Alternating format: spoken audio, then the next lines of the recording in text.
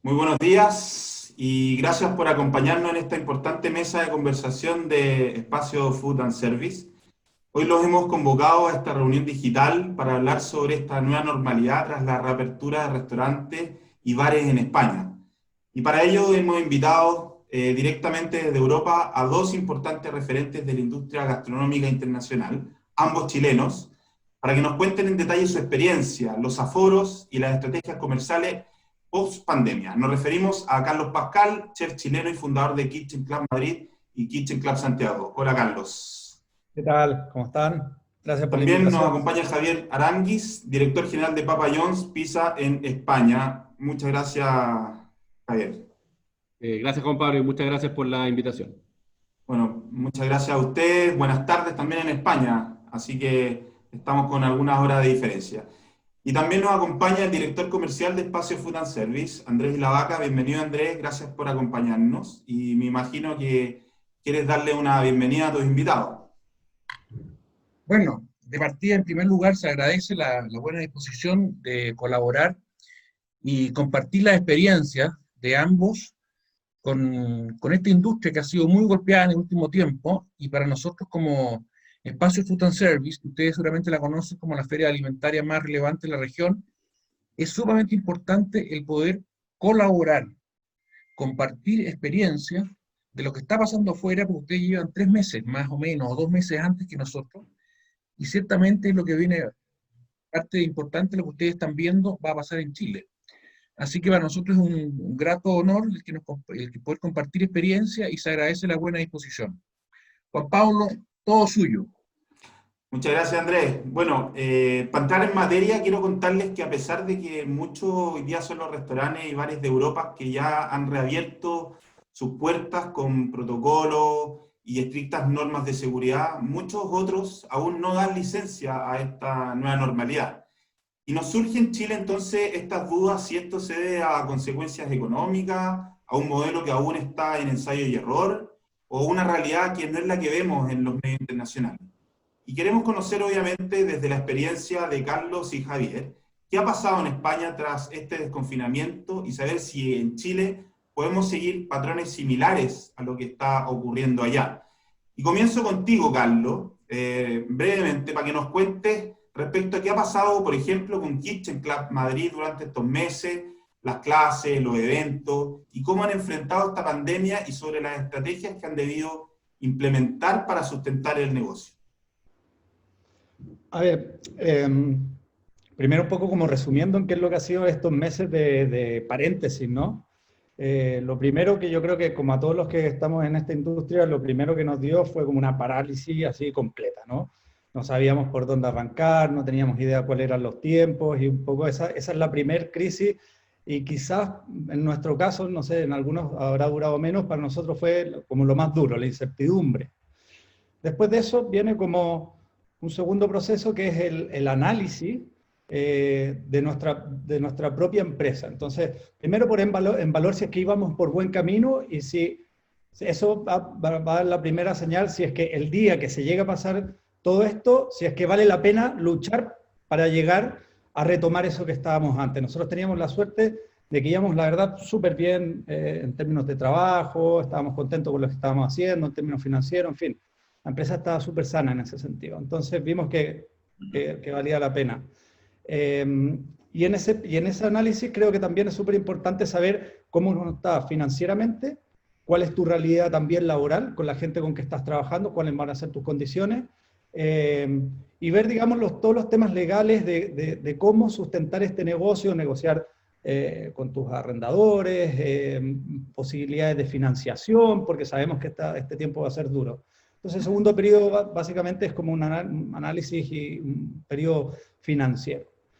Y después de esto, ya sabiendo un poco cómo estamos, es decir, bueno, ¿y ahora cómo nos presentamos frente a lo que viene? Y ahí lo primero es adecuarse a las normativas existentes. Tenemos claros todos que hay un nuevo escenario en cuanto a protocolos que tenemos que cumplir. Luego nos vamos a encontrar con una realidad de trabajo en que tenemos que tener muy claro cuáles son los trabajos que vamos a poder realizar y no, porque la actividad va a estar limitada. Y después identificar cuáles son esas potenciales áreas de desarrollo.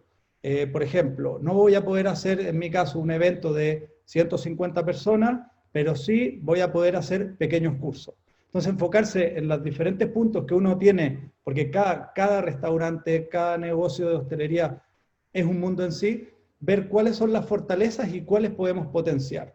Entonces, el ejercicio de mirarnos nosotros mismos, ver cuáles son esas fortalezas para poder seguir generando negocio, fue lo que hicimos en ese momento. Y sobre todo, creo que es lo más importante, que hay mucha gente que piensa, me imagino que en Chile, porque van unas semanas atrás de nosotros, que esta crisis se va a acabar el día que haya un desconfinamiento. Y eso estamos muy lejos de la realidad. Cada uno tiene sus proyecciones. Para mí esta crisis va a durar aproximadamente hasta septiembre del próximo año. Se viene un nuevo proceso y tenemos que entender de que nuestra empresa se tiene que adecuar a este nuevo estado, a este nuevo sitio, a esta nueva normalidad, que es una palabra horrible, pero sí a nuestra nueva realidad. Y ver de qué manera podemos hacer eso en este tiempo. Entonces, traducido cómo nosotros funcionamos como Kitchen Club, por un tema laboral, gracias a Dios aquí nosotros tenemos un súper apoyo por parte del gobierno en términos laborales, lo cual me permite estar en un expediente de regulación de empleo, retomando y guardando, digamos, a nuestro equipo hasta marzo. Vamos a hacer cursos mucho más pequeños, cumpliendo el distanciamiento. Vamos a empezar en septiembre, porque básicamente nosotros aquí estamos como que nos pille febrero, ¿vale? Estamos en agosto, es un mes en que Madrid es literalmente un desierto. Incluso en pandemia la gente ha arrancado, y ha arrancado mucho antes, porque ha aprovechado este tiempo para irse a teletrabajar a su casa y eso. Es muy poca gente. No hay actividades de reuniones, no hay presentaciones de productos, no hay lanzamientos de cosas, no hay convenciones, que es un poco mi área de negocio como centro de eventos. Pero sí, lo que estamos haciendo, hemos tenido la suerte que teníamos una pequeña parte de la empresa en la cual siempre veníamos trabajando, pero quizás no le habíamos dado tanta importancia. Para nosotros, aunque la hacíamos, no era tanto importante. Nosotros nos dedicamos un montón también a hacer campañas para diferentes productores de España, la Asociación de Productores de Alcachofa, de espárrago, bacalao, aceitunas, aceite, en fin. Entonces, hemos podido este tiempo, como también muchas campañas se quedaron aparcadas, digamos, estacionadas durante este tiempo, hemos trabajado bastante en ese tipo de cosas, muchas campañas, promociones, videos de test y ese tipo de cosas, pequeñas grabaciones, y eso es básicamente lo que estamos trabajando hoy en día, esperando lo que para España va a ser realmente volver, va a ser en septiembre, octubre, que es cuando se acaben, por una parte, el tema laboral, el teletrabajo. La mayoría de la gente sigue estando en este seguro de cesantía. Entonces estamos por mientras, digamos, que hemos podido funcionar a un porcentaje mucho más bajo de lo que lo hacíamos, pero hemos potenciado esas nuevas áreas de negocio y hemos trabajado algo. Pero todavía hay que esperar porque falta bastante. Sin duda. No, lo importante es no quedarse congelado y tratar de dinamizar todo el tema, digamos. Claro. Muy claro, Carlos. Javier, en el caso tuyo, hoy representas a una de las cadenas de pizzas más importantes del mundo, como es Papa John's. ¿Cómo ha sido este desafío y qué han tenido que hacer en cuanto a restricciones sanitarias, estrategias comerciales? Cuéntanos un poco. Mira, efectivamente nosotros somos de los afortunados de la industria. Nosotros estamos seteados para hacer delivery, y el delivery es uno de los segmentos que más ha crecido dentro de la industria. Dicho eso, la crisis inicialmente nos tocó a todos, como dijo Carlos, y nadie sabía si íbamos a poder operar o no, porque los gobiernos estaban tomando distintas decisiones en el mundo, si dejaban operar con delivery, sin delivery, pick-up o en el restaurante. Por lo tanto, fue un periodo de mucha incertidumbre inicialmente, donde muchos actores de la competencia cerraron. Cerró McDonald's, cerró Burger King, cerró Domino's, y por lo tanto, como todos, nos vimos en esa disyuntiva de cerrar o de seguir operando.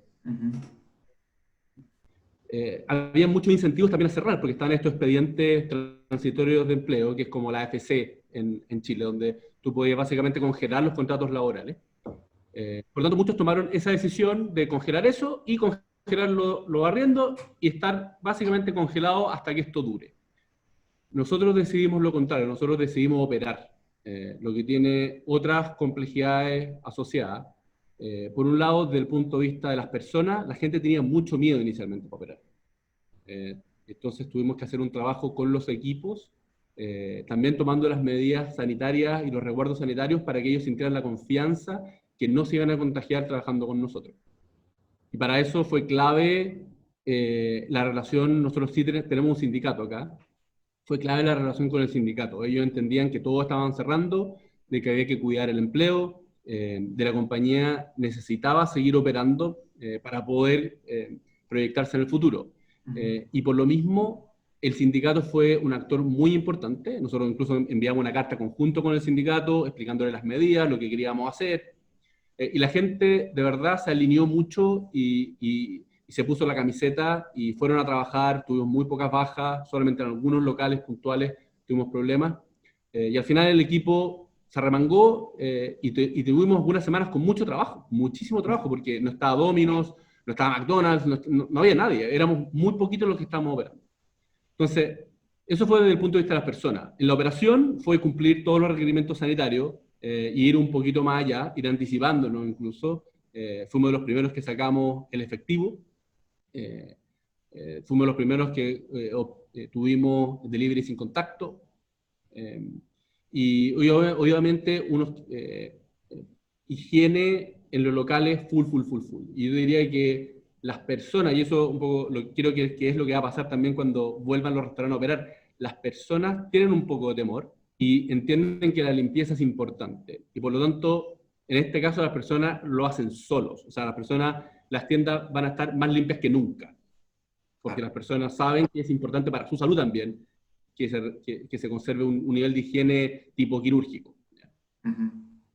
Y desde el punto de vista comercial, nosotros apostamos por las transacciones y fuimos a todos los canales. Básicamente contactamos a todos los agregadores, nosotros tenemos un canal web propio, y dijimos, bueno, aquí ¿qué hacemos juntos? O sea, el Globo, que ya no está en Chile, pero que está en España, es muy, muy importante. Dijimos, bueno, necesitamos una burbuja de Globo, necesitamos una promoción con Uber. Y tratamos de ir a las transacciones y eso era apostar por mayor promocionalidad, de tal manera de ir ganando participación de mercado en un mercado que como un todo inicialmente venía cayendo como piedra. O sea, el mercado estaba cayendo un 30%, nosotros estábamos aguantando. Y bueno, y finalmente pudimos aguantar bien y las ventas incluso han seguido creciendo año contra año. En ese sentido somos, como le decía, somos afortunados, el delivery ha crecido mucho y hemos podido mantener el nivel de negocio que teníamos pre-COVID. Estuve leyendo que también lanzaron un nuevo servicio a través del cual se puede pedir una pizza a cualquier lugar público, como un parque, una calle, una fuente emblemática, gracias a una modalidad que ustedes la llaman hotspot. Cuéntanos un poco de qué se trata. ¿Esto es una estrategia previa al COVID o surgió producto de esta nueva normalidad?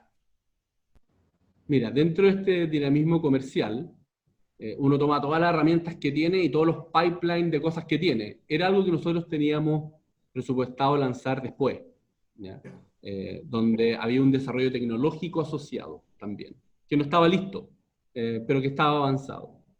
Y mirando el contexto, uno, incluso como persona natural, a medida que se vieron dando las fases de desconfinamiento, lo primero que pasó en la fase 1 era que uno pudiera caminar con los niños, salir de la casa con los niños. Y eso, hoy yo tengo un niño chico, y salí a caminar con mi hijo, y estaba lleno de personas caminando. O sea, todo el mundo quería estar fuera. La gran mayoría de las personas en Madrid vivían en departamentos. Entonces, la gente tenía unas ganas de ir a los parques y salir a espacios públicos. Y nosotros, entendiendo que eso iba a pasar, dijimos, bueno, tenemos que lanzar apenas se abra, ese mismo fin de semana, tenemos que tener esta opción para que las personas puedan pedir pizza. Y la idea es simplemente que tú puedas pedir pizza en lugares donde generalmente no hay direcciones. Y por lo tanto tú normalmente no puedes pedir despacho a domicilio.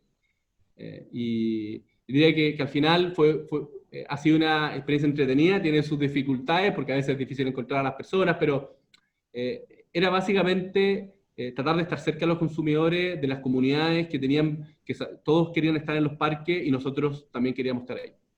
Es un buen modelo para replicar. Andrés. Una consulta. Javier, tú hablaste recién hicieron unas asociaciones con las aplicaciones y tuvieron un trabajo en conjunto para poder atender estos nuevos requerimientos y necesidades de los clientes en el fondo. En Chile hoy día está bastante polémico todo el tema de las aplicaciones por los cobros, etcétera. ¿Cómo ha sido la relación ustedes con, no sé, los porcentajes? Acá en Chile han sido muy cuestionados y han aparecido incluso algunas soluciones locales y han habido algunos cuestionamientos a la forma en que opera. ¿Cómo se ve allá esa situación? Mira, yo diría que es una dinámica bien parecida. Yo creo que esto, por un lado, están los grandes operadores o las cadenas de restauración más organizadas, que tienen una estructura de comisión, y después están también los operadores más pequeños, que tienen otras estructuras de comisión, y que son más altas. Y yo creo que también acá los restauranteros han hecho cosas muy parecidas, desde la prensa, gente que se está tratando de organizar y ver cómo pueden negociar. Hay aplicaciones tipo Justo, que también han aparecido acá, pero con otra forma de cobro, ¿ya? Yo creo que es un mercado muy dinámico, donde van a aparecer también nuevas tecnologías que van a ser para los restaurantes cada vez más atractivas. Pero yo creo que el mercado también se está ajustando. El negocio de los agregadores de Rappi y Uber es un negocio que es complejo. O sea, estas compañías en general no ganan plata. O sea, a pesar de los cobros tampoco ganan plata. Entonces, por eso también a veces les cuesta bajar las comisiones. Entonces, se da ese balance entre que sea un muy buen negocio para todos, y yo creo que es una industria que está en transformación, y a medida que hay más volumen también debería haber espacio para que ellos puedan bajar comisión. No, sin duda, es un tema que da para hablar muy largo también, el tema de las comisiones y todo este tema de los delivery. Carlos, entrando en materia de restaurantes o lo que han visto ustedes, desde el minuto que en Europa y específicamente en Madrid comenzaron a permitir la reapertura de bares y restaurantes, ¿cómo viste tú que enfrentaron estos locales de comida su aforo, las medidas de higiene? Porque hemos visto medidas y protocolos, por ejemplo, que deben tener las mesas alejadas de 1,5 metros, marcando la distancia de seguridad. Otras medidas como que los manteles serán de un solo uso, no habrá cenicero, palillero, servilletero. ¿Existen realmente medidas como esta en España, que es la Supervisa, por ejemplo? Sí, mira, bueno, han salido, yo creo que ustedes también lo han compartido en Chile, varios PDF, varios instructivos acerca de un montón de medidas que algunas con carácter de obligación y otras con carácter de recomendación. Uh-huh. Se podría decir que vamos a encontrar, esto es como la hostelería, así, o sea, hay locales que cumplen las normativas anteriormente y hay otros que no los cumplen, y en este caso pues, pasa exactamente lo mismo. Ahora, yo creo que la diferencia está en que al final los locales que históricamente han cumplido las normativas, hay unas normativas netamente legales y otras un poco éticas, son los que finalmente son los que perduran en el tiempo y los que generan clientela, ¿vale? ¿Quiénes se van a salvar hoy en día de esta crisis? Los que son capaces de mantener clientela. Porque el cliente sale menos, el cliente está mucho más sensible a cómo lo van a tratar, a cómo lo van a cuidar cuando uno sale a alimentar, a restaurarse, de ahí viene la restauración. Es un aspecto importante, se le da mucho más valor, entonces es un punto muy importante en que tú te sientas seguro dentro de un espacio. Medidas, digamos, específicas, nosotros generamos un protocolo que yo creo que lo hemos intentado en las cosas que hemos ido haciendo este tiempo, que es bastante más alto al que yo me he encontrado en la calle. Normalmente cuando uno va a un sitio, lo único que se encuentra es que vas a una terraza, la mayoría de las veces que uno sale a una terraza, de a poco se empieza a ingresar al interior de los locales, más que nada por un tema de miedo. Pero bueno, lo único que se encuentra es que no vaya a encontrar el servilletero, no vas a encontrar la sal, la pimienta, normalmente no hay manteles, hay una desinfección previa de las sillas con un spray de la superficie, y un distanciamiento de 1,5 metros. Yo eso es lo que he visto en los lugares que se cumple en Madrid, eso es lo que ocurre, más allá poco. Ahora, como medidas, por ejemplo, nosotros hemos intentado ir más allá, porque trabajamos con una relación bastante más cercana con el cliente, la experiencia que nosotros ofrecemos son mucho más largas, no son de 30 minutos, 1 hora, son un promedio de 4 o 5 horas, ¿vale? En que el cliente pasa en nuestros locales. Entonces lo primero que hacemos es control de temperatura, todas las personas que entran a nuestro local con un termómetro infrarrojo. Después una desinfección, tenemos una zona de alfombra en que se desinfectan la suela de los zapatos y se desinfecta con gel las manos. Después tenemos unos informativos con unas pautas de cuáles son las normativas recomendadas que nosotros damos al interior. Recordemos que también uno recomienda, pero el cliente es quien las adapta, las adopta o no, ¿vale? Y esto, aparte de llevarlo a la mesa, o sea, pasa, por ejemplo, nosotros no compartimos platos comunes, eso es algo que en Madrid se dijo que se iba a hacer y no se cumplió en ningún sitio casi. Acá el tapeo, las raciones, que es una manera muy típica de comer acá, la ensaladilla rusa, unas patatas bravas, unos anillos de calamares, que siempre los entrantes se comparten y uno termina en el fondo. Esa es la manera de comer, se supone que iban a estar prohibidos y se ven en todas las mesas de Madrid.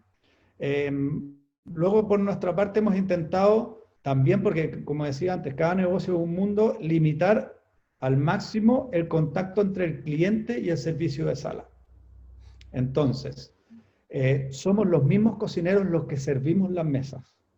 Nada más que la gente de sala lo que se encarga es retirar y reponer bebidas que nosotros ponemos, por ejemplo, las botellas las dejamos al centro. Ya se acabó eso de servir directamente a cada rato la copita y ponerlo justo. El cambio de cubiertos intentamos limitarlo. Si antes a cada paso cambiábamos los cubiertos, ahora diferenciamos nada más que solo damos 5 tiempos entre entrante, fondo y postre. El cambio de copas también, ese contacto que antes muchas veces uno entraba a la mesa, explicaba tanto el plato, todas esas interacciones las hemos bajado un montón. El distanciamiento, aquí también hay un tema que es un poco complicado, porque la normativa dice que si yo vivo dentro de una misma unidad familiar, yo puedo comer al lado de otra persona. Pero si yo me junto con un amigo, debería separarme a 1,5 metros de distancia, lo que en la práctica no ocurre. Imagínate una mesa de 8 personas, o sea, el otro gallo te queda en la cuadra siguiente. Entonces, esa normativa no se cumple. Pero ¿qué es lo que pasa? Yo trabajo con empresas, no es lo mismo que tú te vayas a exponer a un restaurante a que tu empresa te exponga en un sitio cerrado. Por lo cual yo sí tengo que cumplir al máximo toda esa normativa. Entonces, en nuestro caso, no te vas a encontrar con un comensal al frente, sino que va a estar intercalado, como en zigzag, ¿no? Entonces tengo 1,5 hacia el lado, en diagonal hacia un lado, en diagonal hacia otro, cuidando al máximo digamos que el tema de seguridad. La mascarilla dentro de los locales sigue siendo recomendada. No se usa, no. Tú vas a un restaurante y no hay nadie con mascarilla, excepto el camarero, el mozo, un maître si lo hay, ya, pero la gente no la usa. Nosotros intentamos, hemos quitado, por ejemplo, nosotros siempre recibíamos a la gente de pie, le damos un aperitivo, un bandeja, un vino, y luego los pasábamos a la mesa. Ahora directamente se reúnen a la mesa, o se reúnen a una conferencia, hay una presentación, 1,5 metros de distancia hacia adelante, hacia atrás, y hacia la mesa. Y luego están, bueno, en los cursos un poco lo mismo, lo que vamos a implementar, 1,5 metros de distancia mientras no sean pareja. Si una pareja vienen, se ponen uno al lado del otro, porque obviamente viven en un mismo hogar, pero el otro alumno a 1,5 metros de distancia. Vamos a limitar también la interacción de nuestros cursos, que es algo que nos duele bastante, porque nuestros cursos son súper participativos y es un sello de la casa. Entonces sí vamos a dejar que sean los alumnos quienes cocinen, pero el mise en place, el tocar alimentos, toma, aquí está la papa, te paso un pelador, aquí revuelve esto, eso lo vamos a limitar bastante. Y también todas las preparaciones que se hagan, tipo sushi, un ceviche o una ensalada, en que son preparaciones que no pasan por proceso de cocción. Sabemos que el proceso de cocción pues, va a matar, digamos, el virus. Todo eso va a tener cada persona un set individual, de manera que no tengan que compartir alimentos en crudo. Y esas son un poco en general las medidas. Si me preguntáis acerca de la supervisión, ¿quién fiscaliza esto? Yo creo que yo no la veo. O sea, yo creo que al final no tenemos que pensar en que va a llegar un policía, un Paco o un inspector y nos va a fiscalizar. Si ese es el pensamiento, estamos mal. El que nos va a fiscalizar va a ser nuestro cliente. Y vuelvo atrás. O sea, la manera de que nosotros seamos capaces de sortear este tiempo es cuidar a tu clientela, si no la tenías, porque lo ideal era siempre uno trabajar con una clientela, fidelizarla y tratar junto a tu cliente sortear esta crisis. Entonces hay que trabajar pensando en que el cliente finalmente es el que te va a poner la nota, el que te va a fiscalizar y el que va a decir el día de mañana si vuelve a tu negocio. De todas maneras. Andrés, no sé si tú tienes alguna pregunta. Carlos, querías preguntar, está silenciado. No, súper interesante lo de Carlos, porque claro, en el caso de él es una experiencia bien particular. La gente va, se instala 3, 4 horas. En el caso de Santiago, uno ve lo que hace. Y la relación con el cliente es distinta. Y además que yo creo que muchos clientes, los que tú tienes, son, entre comillas, que hacen 2 o 3 eventos en el año. Quizás el señor de los aceites, o qué sé yo qué, un banco. Entonces, distinta la relación que un señor de las pizzas, que lo pide, y que el señor le entrega su pizza y después no lo ve más. Así que es súper interesante y bien, por lo que veo, está bien desarrollado todo lo que han hecho, está como bien focalizado, porque ese tema de los bandejeados, ese cuento que antiguamente se hacía, en los platos compartidos, los buffets, todo ese tipo de cosas que están desapareciendo, ¿no? Y este paréntesis tiene un costo adicional, que en algún minuto se van a tener que incorporar en los restauranteros, en el fondo, porque parte de todos estos costos de ya sea de control y todos estos costos de materias primas, en algún minuto va a tener que traspasarse. No creo que sea la oportunidad ahora porque hay miedo de salir y cero posibilidad de que sea más caro además. Y en el caso de las pizzas, Javier, una consulta. Este tema de la relación que tienes con el cliente, ustedes son clientes, son mucho más voluminosos, o sea, no tienen el cliente identificado, pero no es una cosa tan personalizada como lo que vimos en el caso de Carlos. Por lo tanto, la relación y el enfoque que tienen con el cliente ustedes es distinta y también es muy compleja porque boca a boca, en el caso de una empresa como la de ustedes, funciona de una forma impresionante. Las redes sociales nos pueden hacer bolsa. ¿Cómo lo han desarrollado ese tema? Porque el caso del delivery, yo no sé cuánto ha aumentado en el caso particular de ustedes, pero acá en Chile ha sido del orden de los 300, 400%. Ayer decíamos ya que un 26% de las compras en el último periodo han sido a través de e-commerce, cosa que en su vida habían sido. En Chile era el promedio de un 5%. Y es probable que ese porcentaje, que hoy día está altísimo, por las cuarentenas, etcétera, baje una vez que se abra. Pero si estábamos en 26, vamos a bajar un 18, un 20, quizás cuánto. O sea, ya está como va a quedarse. Entonces, ¿cómo es la experiencia en el caso de ustedes, precisamente en el tema del delivery con la pizza? Mira, la experiencia con el cliente con nosotros al final tiene una parte que hoy es mayoritariamente digital. Nosotros vendemos una parte por nuestros canales propios, nuestra web y nuestra app, y también por los agregadores, por Rappi, Uber y demás. En España, por Globo, Uber y Just Eat se llama el otro operador. Por lo tanto, esa primera parte, ahí no hay ningún problema, es un contacto de una experiencia que al final se juega en otros códigos. Por otro lado, nuestra interacción con el cliente es completamente al otro extremo de la relación que tiene Carlos con sus clientes. La relación mi repartidor entrega en 5 segundos, en 30 segundos. Finalmente, de hecho, cosas que hicimos, solamente tenemos pago web, ya no aceptamos efectivo. ¿Ya? Un tiempo muy importante estuvimos solamente con pizzas prepagadas, ni siquiera llevando el Transbank, el TBK, ni siquiera llevamos eso. Entonces, al final el contacto es muy rápido, lo importante era que fuese sin contacto. ¿Ya? Hoy día eso es lo importante, y yo creo que el cliente y el repartidor que lleve su mascarilla y que por lo tanto sea una interacción lo más rápido posible, con el menor contacto posible, es una relación en ese sentido muy transaccional. Lo que sí, a propósito de cuidar a los clientes, la gente, sobre todo en la fase más álgida de la pandemia, cuando teníamos, en España llegaron a haber 1000 muertos al día. Cuando estaba en ese escenario, la gente valoraba mucho todas las personas que estaban trabajando. La percepción de nuestro servicio mejoró automáticamente, porque el propósito en sí que cumplíamos pasó a ser otro. No era distribuir una pizza, era servir a una comunidad que necesita dejar de comer la misma comida de siempre, en un caso muy extremo. Por lo tanto, en ese sentido, el servicio al cliente para nosotros, por la experiencia completa, fue bien valorado por los clientes, y todos nuestros indicadores de NPS que nosotros medimos mucho, mejoraron en casi 20 puntos. Así que... Muy bien, sí, no, es un tema también a mejorar. Javier, también quiero seguir contigo. Bueno, primero quiero agradecerle a todas las personas que nos están acompañando. Estamos cerca de 95 personas, nos están siguiendo en este minuto esta reunión virtual, y les dejamos abierta que nos hagan preguntas para el final de esta conversación. Según la Federación Española de Empresas de Distribución, Hostelería, Restauración, hoy día 2 de cada 10 bares y restaurantes en España siguen cerrados. En Madrid hay cifras como el 33% de los bares, cafeterías y restaurantes que están cerrados. ¿Por qué creen que hay aún cifras tan bajas? Mira, yo creo que no han abierto gran parte, o un 30% de los restaurantes no han abierto. Y eso yo tengo por otra fuente, si queréis, es otra muestra, una muestra más pequeña, pero una muestra estadísticamente significativa. Donde cerca del 40% de los restaurantes tradicionales están cerrados, y donde cerca del 20% de los restaurantes de comida rápida están cerrados, ¿ya?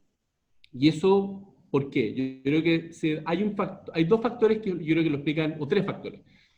Uno tiene que ver con la estacionalidad. Como dijo Carlos, gran parte de los restaurantes están en Madrid, Barcelona, en las grandes ciudades, y la gente ha escapado de las grandes ciudades. Siempre ha escapado por el verano, pero ahora más aún. Por lo tanto, creo muchos restauranteros decidieron mejor esperar y no abrir en una época de vacas flacas, donde incluso muchos ya cierran, siempre, históricamente. Por lo tanto, obviamente, la apertura se va a retrasar hasta septiembre de muchos. Por otro lado, por los beneficios que tiene el gobierno, estos ERTES, que son esta AFC, el equivalente a la AFC en Chile, muchos prefieren, dado este contexto, prefieren seguir congelados. Eso también contribuye. Y como tercer punto, se suma a los anteriores, tiene que ver también con la caída de la demanda. O sea, las tiendas que están abiertas están vendiendo en los restaurantes, de esta muestra que te comento, un 35% menos. Y en promedio de la industria de comida rápida está vendiendo un 20% menos que el año pasado en tiendas comparables.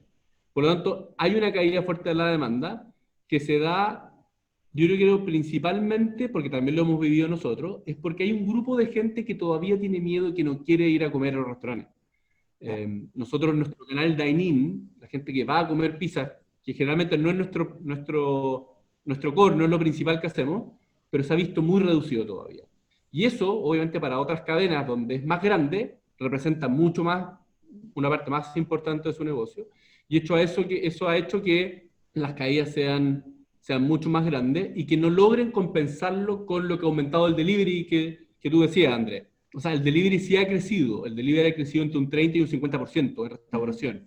Pero cuando el 80% de tu negocio es gente que va a comer, no, al final seguí bajo. Oh.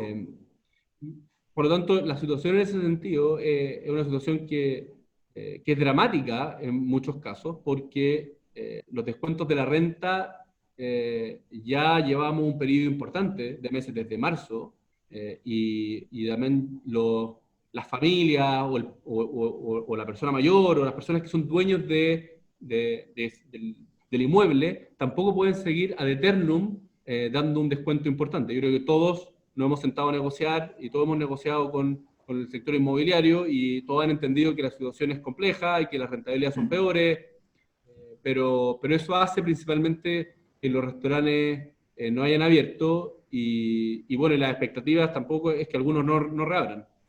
Bueno, y ahora estamos con un rebrote y me imagino que las restricciones serán mucho mayores. Lo conversábamos con Carlos previamente a salir al aire, que anunciaron hace pocos días el gobierno madrileño que va a limitar a la reunión a 10 personas en espacios públicos, restaurantes, terrazas, van a cerrar hasta las 9:30 de la madrugada, tienen que guardar un registro de sus clientes para que puedan ser localizados rápidamente si hay un brote en el establecimiento. Ahí les quiero hacer una pregunta, me lo puede responder cualquiera de los dos. ¿Creen que el cliente se tomó muy a la ligera este desconfinamiento? Carlos, no sé qué opinas tú. Yo creo que no. O sea, te puedo hablar por Madrid. Ya. Yo creo que Madrid ha respondido súper bien en términos generales, ¿vale? Es muy difícil en Madrid ver a alguien sin mascarilla en la calle, muy difícil. si tú te subías al metro o a algún transporte público y alguien no está con mascarilla, el resto de la gente que está ahí se le mete pero duro, normalmente los bajan de los buses. Bullying, hacen bullying. Sí, te hacen bullying. Y en general, claramente, o sea, en contra de lo que nos gustaría, en términos económicos, pero entendiendo cuál es la realidad para nosotros, digamos, como restauranteros, la gente se ha quedado en casa. Se ha quedado en casa o se ha ido, limita sus interacciones, sale poco. Hay un público, que es la gente que está pasando en todos lados, no solamente en Madrid, que es normalmente la gente joven, que el perfil del contagiado ha cambiado mucho. Ahora la gente que se contagia son gente joven, que están haciendo lo que aquí se llama botellón, que básicamente es juntarse a tomar unos copetes en la plaza. Juntan en actividades, digamos, no reglamentadas. En sitios no se están produciendo esas interacciones en restaurantes. Hay algunos negocios, obviamente, de ocio nocturno que se saltan, digamos, las normas, como siempre lo han habido, digamos, pero yo diría que son los menos. ¿Qué es lo que nos hace decir esto? Que estamos frente a un bicho que es mucho más potente de lo que pensábamos. Y eso es lo más peligroso y lo más triste, digamos.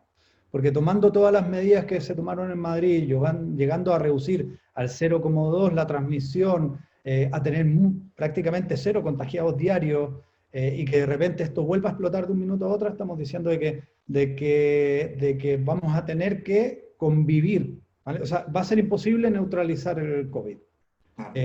Ya sabemos que va a ser imposible paralizar la actividad económica también, o sea, es algo que lo tenemos todo más o menos claro ahora. Entonces, el desafío está en convivir entre las dos cosas.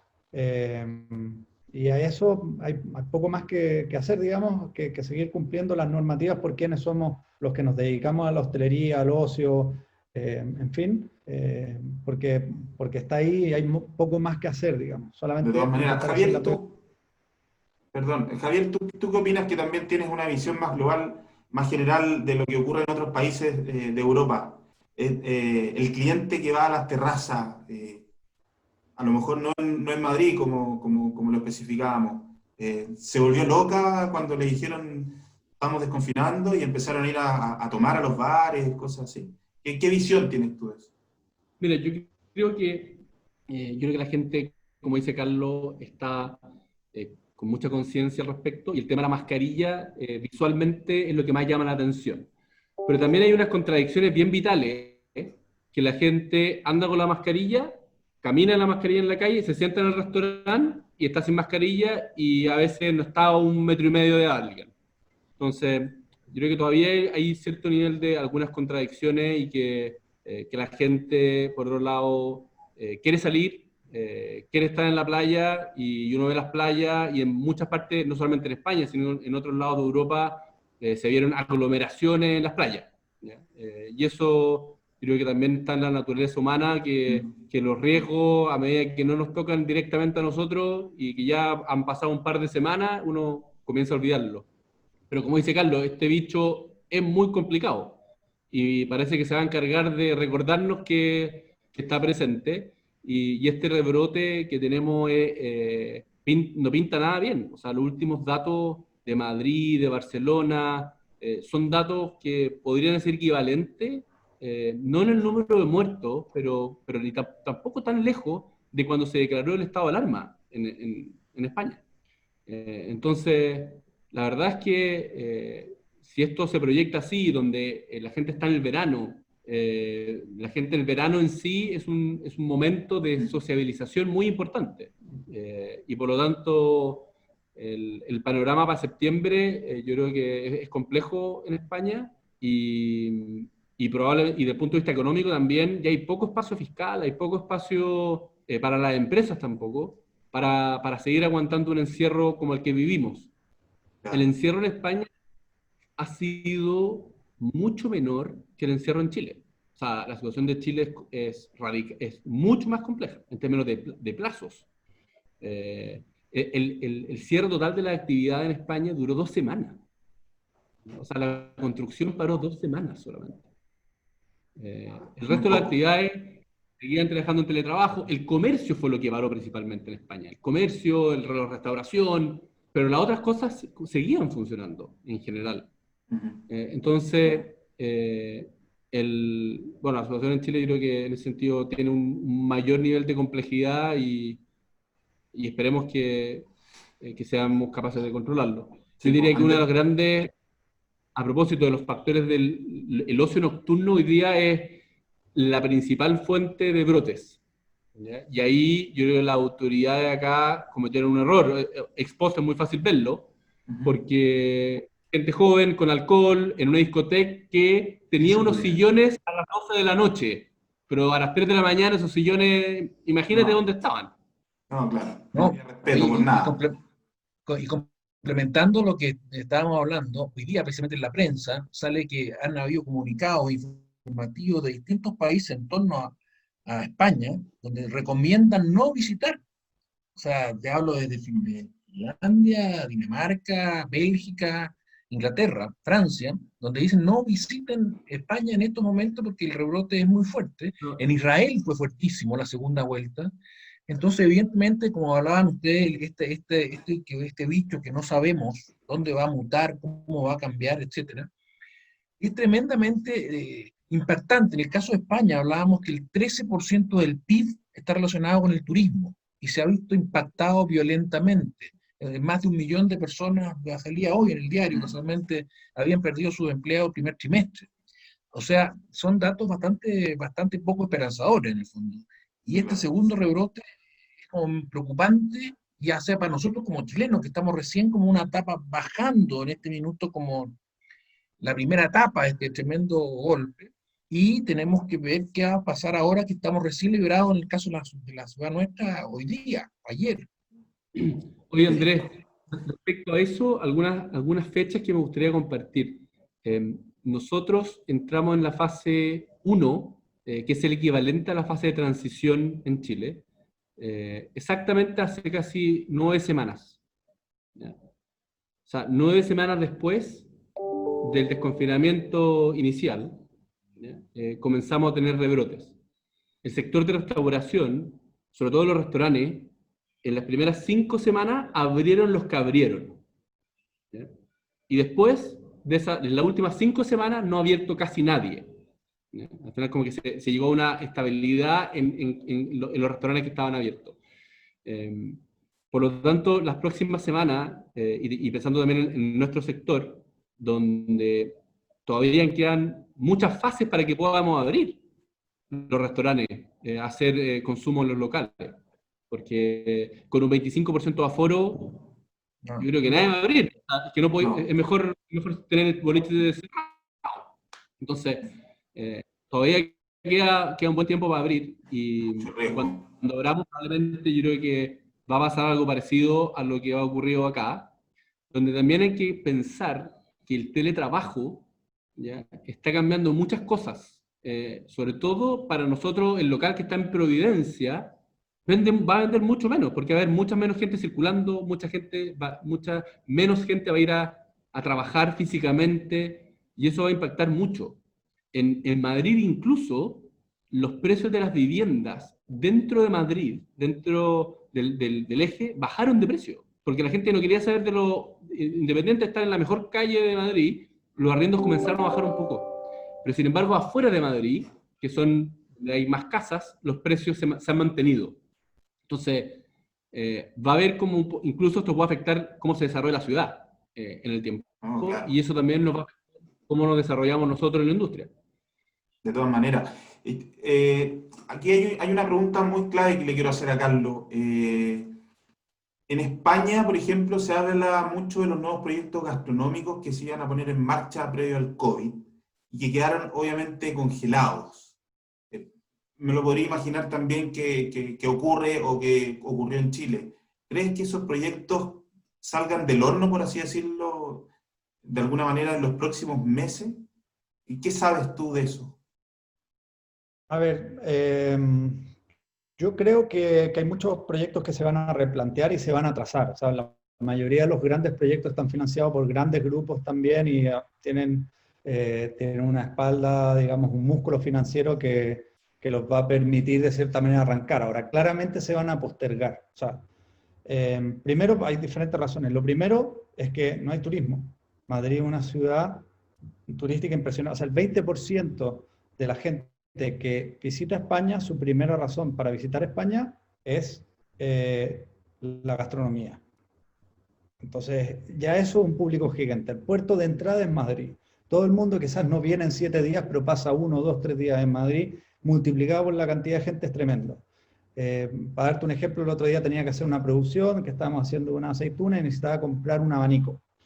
No hay elemento más español y típico de un abanico. Nos fuimos a la Gran Vía a buscar un abanico en las tiendas. No había ni una tienda de souvenir en toda la Gran Vía abierta. Ni una. Toda cerrada. Imposible. Entonces lo terminamos comprando en una tienda en el Corte Inglés que, bueno, hay de todo. Después, no hay reuniones ni comida de negocio. Eso también en los buenos restaurantes, los grandes proyectos gastronómicos también, siempre son puntos que están asociados al consumo. Por otra parte, las reuniones y las salidas familiares están súper limitadas. La gente ya no quiere celebrar un bautizo, una comunión, un cumpleaños en un restaurante, prefiere hacerlo en casa. Y si somos un poco realistas, sabemos que esta crisis va a durar varios meses más. Y en el mercado no vemos señales de optimismo que vayan a ayudar, digamos, al desarrollo de estos proyectos en la industria. A ver, Madrid es una gran ciudad del mundo, Madrid es una ciudad que pasada esta crisis va a retomar y seguramente la vuelta una vez que se acabe la crisis sanitaria va a volver con muchísima fuerza, pero falta. Y eso yo creo que vamos a tener que esperar al menos un año para poder ver esos proyectos que están para estos tiempos. Mantenerlos postergados por ahora. Javier, hace unas semanas, Ferran Adrià, los que estamos en esta industria conocemos a este gran chef internacional, señaló en una entrevista que la hostelería vive una etapa dramática por todos los cambios de esta pandemia, entre ellos el teletrabajo, ya lo comentaba Carlos, y ha calculado que en torno a la mitad de los bares y restaurantes que tenía España antes pueden cerrar debido a su impacto. Él cree que en 3 años el 50% de los establecimientos que hay hoy no existirán. ¿No lo consideras una cifra bastante alarmante lo que él? Todos hemos vivido distintas crisis, la crisis de capacidad de adaptación en general. ¿Ya? Dicho eso, otra fuente de la industria dicen que se van a cerrar el 25% aproximadamente de la industria va a terminar cerrando, que esos son más o menos 65.000 restaurantes. La industria en España, para que se hagan una idea, son 280.000 restaurantes y bares. ¿Ya? O sea, es una industria muy, muy grande. Hay un restaurante cada 175 personas. ¿Ya? Por lo tanto, yo creo que efectivamente van a haber problemas. El sector de la restauración es un sector donde hay muchos proyectos que viven ahí, viven flotando en la línea de flotación, pero que esto es un mazazo para muchos de ellos. Y más los proyectos que siempre no funcionan. Por lo tanto, si uno suma las dos, probablemente efectivamente van a haber cierres. Y va a haber muchos cierres también por liquidez, porque esto hay que poder, no necesariamente el negocio es malo, pero hay que poder aguantar. Poder aguantar pagar los arrendos, en este caso, poder aguantar la seguridad, el pago de la seguridad social, de una parte de la seguridad social. Entonces, hay que tener caja para poder aguantar. Y en España es una industria donde hay mucho autónomo, mucha persona individual que dueña su restaurante, y esas personas, como es un autoempleo, muchas veces no tienen ese capital para aguantar. Entonces, yo creo que de que van a haber cierre, van a haber cierre. Y eso también, a propósito de proyectos, también puede presentar oportunidades para otros que tengan planes de expansión, que estén eventualmente enfocados más en no los segmentos que decía Carlos, que van a ser los más golpeados. El sector turismo, el sector negocio, claramente va a ser los más golpeados. Pero sí, el sector residencial, la gente va a seguir estando en sus casas. Sector delivery, yo creo que son sectores que van a seguir creciendo y que probablemente también muchos restaurantes se van a ir adaptando a esa nueva tendencia. Pero la restauración como sector va a seguir existiendo. Es un sector que resuelve una necesidad muy importante. La gente quiere compartir, quiere tener conexión social, y eso yo creo que no va a cambiar. Eso puede tener un paréntesis, pero este Zoom y Zoom nunca va a reemplazar comerse una buena pizza o un buen plato elaborado de alta cocina en un restaurante. Así que No, de todas creo que el maneras. sistema se va a ajustar y van a haber distintas oportunidades que vamos a ir descubriendo a medida que pasa el tiempo. De todas maneras. Carlos, llegándote a un tema local en Chile, me imagino que ustedes, tanto Carlos como Javier, han podido saber que en Chile existe un nuevo protocolo para la reapertura de restaurantes, cafeterías, bares, con todas las medidas sanitarias y administrativas posibles. ¿Dónde crees tú, bajo tu experiencia, que los dueños de estos locales deben poner atención con este nuevo protocolo? Carlos. A ver, yo no le daría mucha vuelta al tema del protocolo. O sea, las leyes son para cumplirlas. O sea, nadie se cuestiona pasarse los semáforos o salir después de tal hora, o no sé. Las normas son las normas. Y las normas son un conjunto de acuerdos que se han establecido para que haya un bien social. Entonces las normas, no le tendría susto a las normas. Entonces, me preocuparía más de otras cosas, yo siendo un locatario, ¿vale? Me gustaría un poco retomar la pregunta que hiciste antes acerca de lo que decía Ferran. Ferran hablaba hace un tiempo atrás de innovación. Hace poquito tiempo atrás, cuando ya estábamos empezando una crisis que nadie quería decirlo, empezó a hablar de gestión, a cambiar su discurso. Y hoy en día habla de estrategia. O sea, ¿cómo vamos evolucionando? O sea, la persona que era quizás el más influyente del mundo dentro de la gastronomía, ya no te está hablando de creatividad, te está hablando de estrategia. Y lo que más repite, como decíamos antes también, es de cómo, él dando señales de cómo hacer que la industria pueda sobrevivir. ¿Ok? Entonces, es un panorama, digamos que es bastante pesimista, pero no me gustaría quedarme en ese sentido pesimista. También me gustaría ver el otro lado de la moneda. Es el mejor momento para emprender gastronómicamente que nos vamos a encontrar en los próximos 10 años. Encontrar en Madrid o en Santiago un local al precio que van a estar los locales a principios del próximo año sería impensable hace 2 años atrás.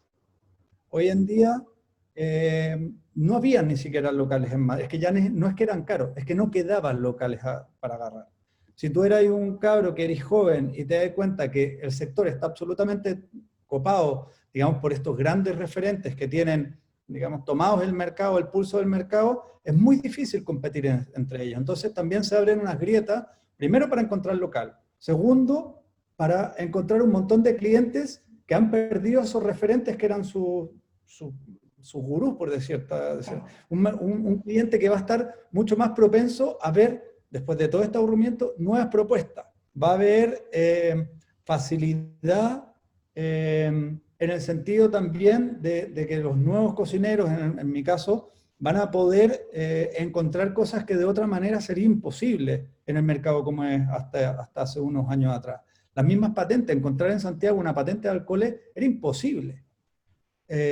Ojalá que se puedan arreglar el tema de todos los permisos que en Chile siempre ha sido, la verdad es que lapidario para cualquier emprendedor que quiera abrir un negocio de hostelería o restauración. Pero me gustaría eso, animar a la gente en que es un muy buen momento para plantearse emprender, sobre todo a la gente joven. No tenéis nada que perder. Ya, o sea, peor que como está el mercado, es muy difícil que podáis trabajar, y sobre todo son negocios que parten de un modelo muy chiquitito, en los cuales no tienen muchos empleados, con propuestas nuevas, con propuestas más cercanas, con una atención más personalizada, quizás no en grandes cadenas, sino que en pequeños restauradores, pero creo que incluso para otro tipo de negocios es un momento de oportunidad. Van a ser tiempos sin duda que van a ser complicados para los que queremos permanecer, vamos a tener que replantearnos muchas cosas, vamos a tener que cambiar, vamos a tener que ser mucho más flexibles, pero hay espacios para también ver el lado positivo de las crisis.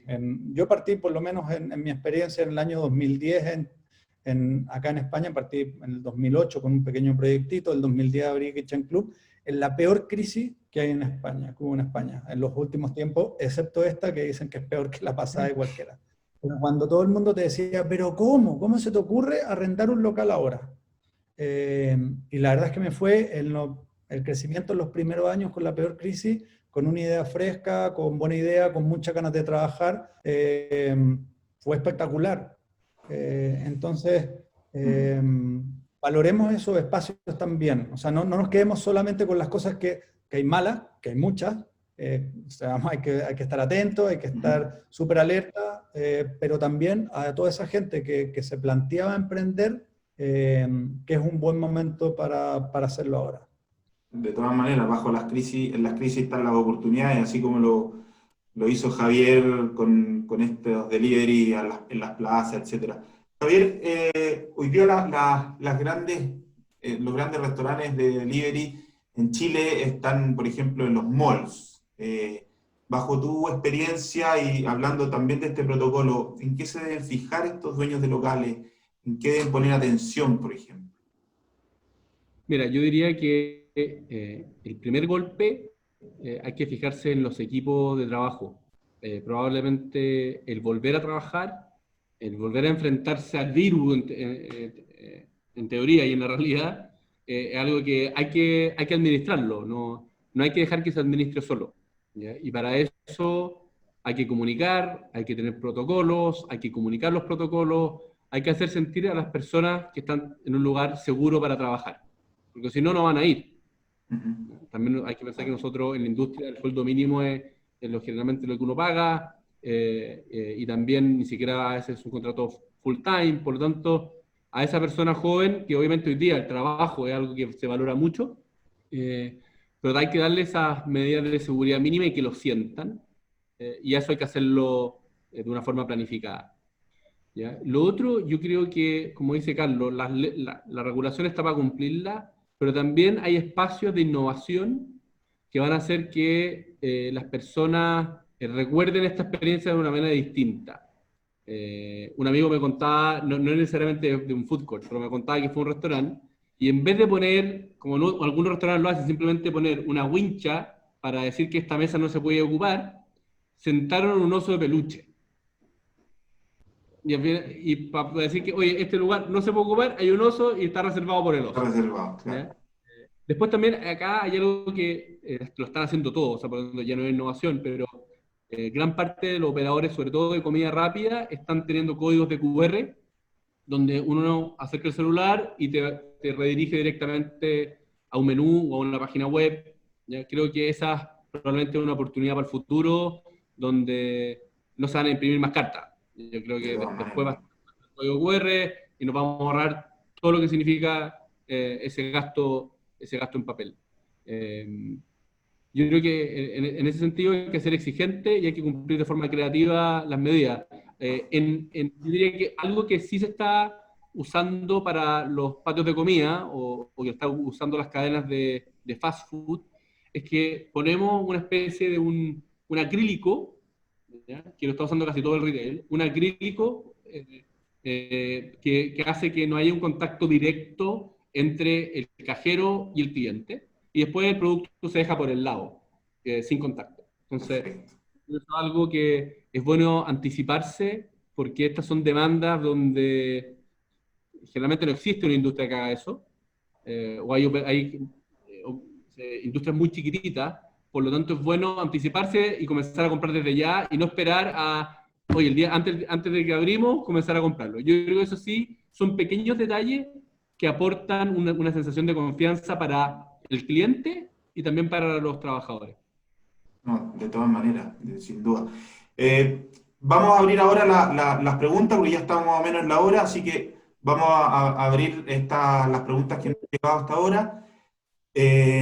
Por ejemplo, ¿cuáles creen, la dejo abierta, cuáles creen que van a ser los próximos ejes de digitalización de la industria alimenticia y particularmente de franquicias? Javier. A ver, los ejes. Yo creo que el principal eje va a ser a propósito de los clientes y cómo nosotros interactuamos con ellos desde el punto de vista digital. Creo que ya no va a estar solamente tener una página web, eso va a ser un commodity. Eh, lo importante va a ser es cómo yo lo conozco digitalmente, sé dónde está, dónde lo puedo encontrar después, si está en Facebook o está en Instagram. Toda la inteligencia y la gestión de la información que digitalmente se puede tener, yo creo que va a ser uno de los ejes principales del futuro. Perfecto. Hay otra pregunta que nos llega. ¿Qué medidas le han pedido a los proveedores si existen certificaciones de COVID, por ejemplo? No, No, yo no he visto ninguna certificación de COVID relacionada con nuestros proveedores, para nada. No. No, de hecho, aquí se ha dado mucha vuelta acerca de establecer restaurantes que en un principio durante la pandemia hablaron de COVID-free o Safe COVID, y fue una iniciativa que se descartó básicamente porque para empezar se iba a convertir en un negocio para los certificadores, iba a ser imposible llegar a todo el mercado, entonces se iba a valorizar unos frente a otros y no tenía mucho sentido. Ahora, si bien los proveedores es muy difícil de saber, digamos, cuál es la trazabilidad que viene en los productos, yo creo que todas las precauciones que un poco en lo que veníamos hablando son las que uno toma hacia adentro. Entonces, las precauciones están en cómo uno recibe el producto, cómo lo desinfecta, cómo lo trata, y sobre todo la manipulación.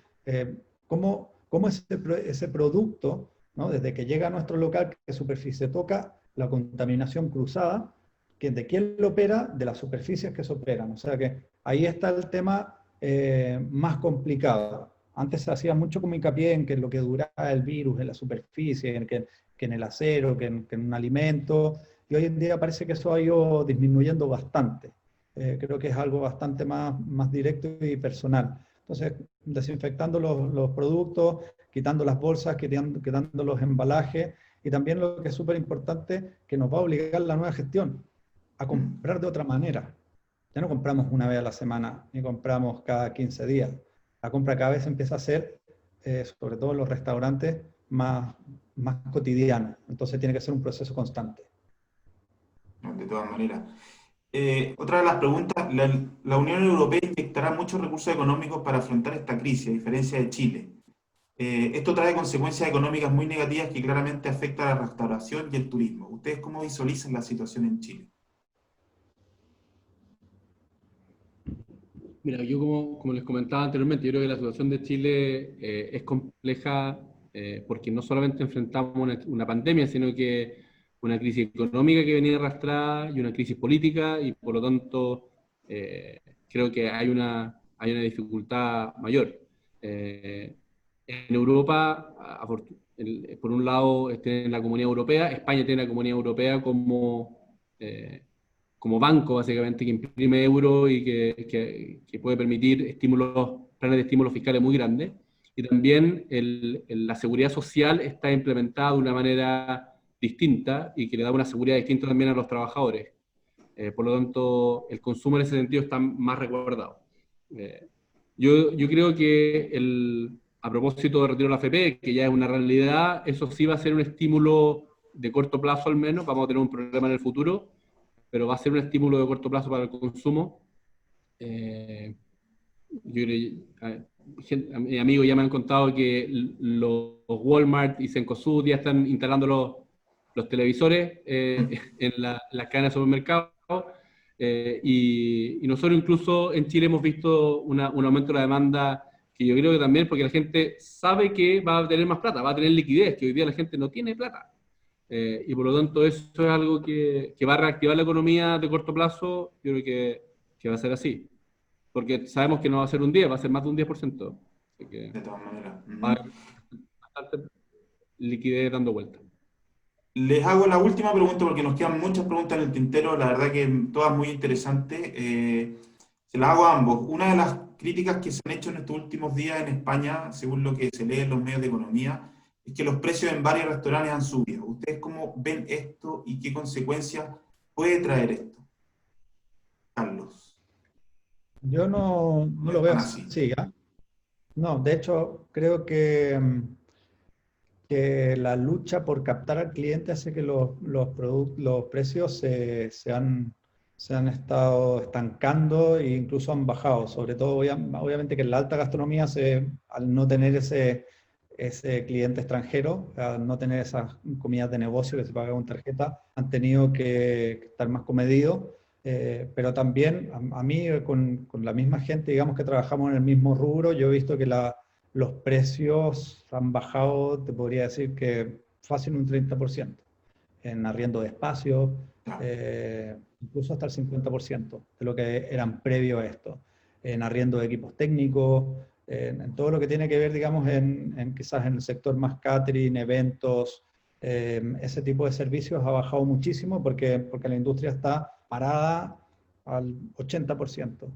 En términos de alimentos, los alimentos se han subido un poco, de insumos, de materia prima o género, como le llamemos, ha subido un poco, ha subido en la cadena de transporte, porque tampoco los proveedores están teniendo han subido los precios, no ha subido la lechuga, por decirte una cosa, pero sí al consumidor final y a los restauranteros nos está subiendo. Pero como siempre, yo creo que nosotros los restauranteros somos ese amortiguador dentro del segmento. Yo abrí hace 10 años aquí en España y nunca he subido los precios. Desde hace 10 años han subido el IVA, han subido los productos. En Chile llevamos 6 años, nunca hemos subido los precios tampoco.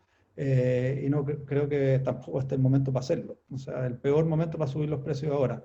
Entonces, yo al menos no lo he visto. Si alguien ha podido hacerlo, lo entiendo, de hecho. Hasta lo felicito porque está complicado. Pero no creo que sea el punto. No todo lo que se lee es verdad, como se dice. No, yo creo, Juan Pablo, lo que sí es una realidad es que el ticket medio sí ha subido mucho. Y eso se puede ver también que hay un impacto en que hay mayor delivery, y el delivery en general en España es más caro. Uno tiene dos precios básicamente, un precio para el local y un precio para el delivery que incluye el costo del delivery, que en España es mucho mayor al costo en Chile del delivery.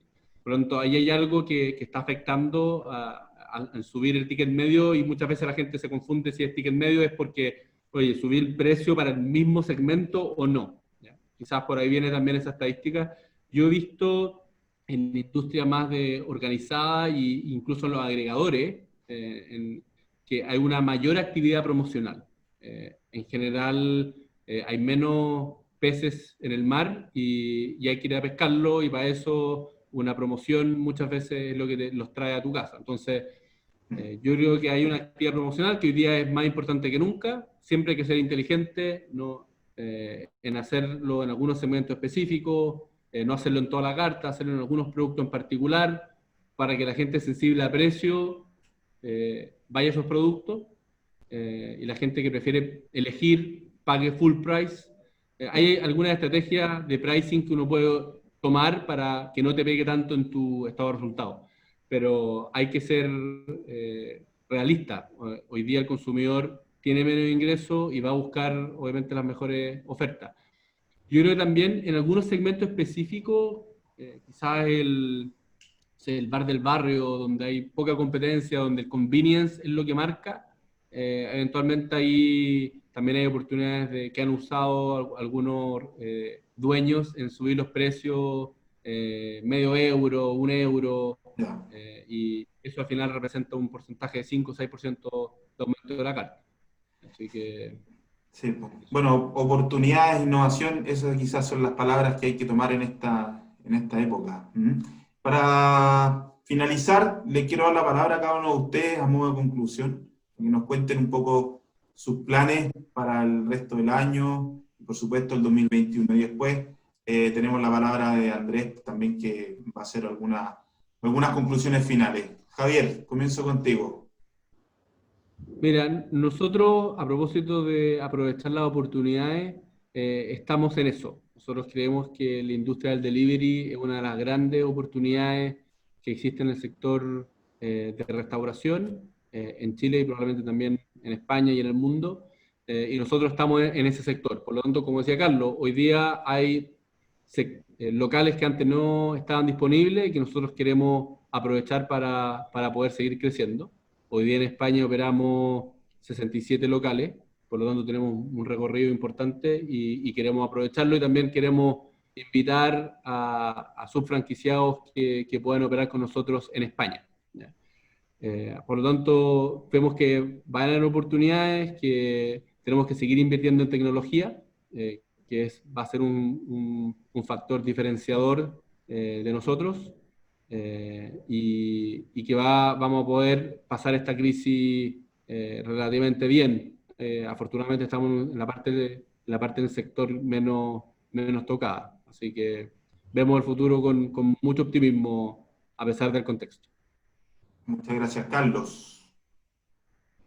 A ver, yo creo que, bueno, claramente nuestro esfuerzo, como la mayoría de los restaurantes pequeñitos o restauradores pequeñitos, al final nosotros somos una empresa pequeña, ¿no? Una pyme, nuestro objetivo está en sobrevivir durante esta crisis.